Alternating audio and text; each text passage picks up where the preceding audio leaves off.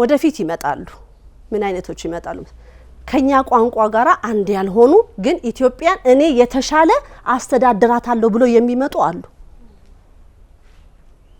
በቋንቋ አንድ አይደለንም ምንም እኛ ምንናገረውን ቋንቋ አይደለም የሚናገሩት የተለየ ቋንቋ የሚናገሩ ይመጣሉ ጋለች ወላዲተ አምላክ እኛ የተሻለ እቺን ሀገር ማስተዳደር እንችላለን ብለው የሚመጡ ይመጣሉ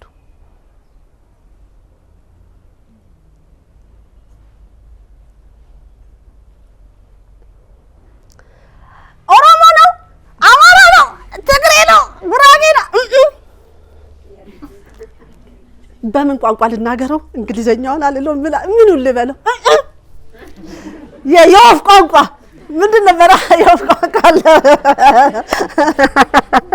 የዮፍ ቋንቋ ይሻለኛል መሰለኝ ይሄ ቋንቋ አይደለም ያባላን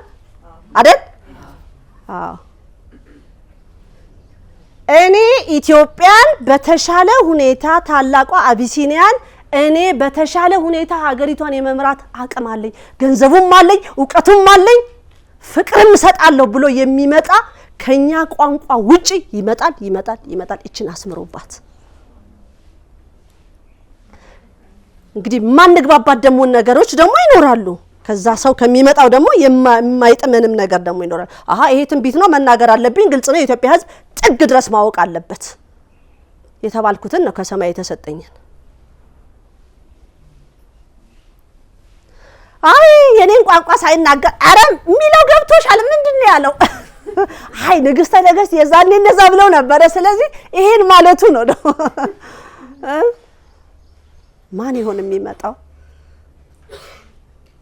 እኔ ማስተዳደር እናንተን እችላለሁ የሚል ይመጣል ብላለች አምላክ እናት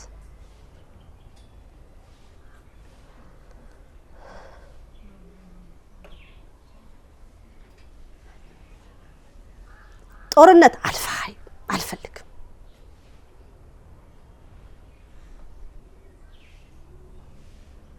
ስራ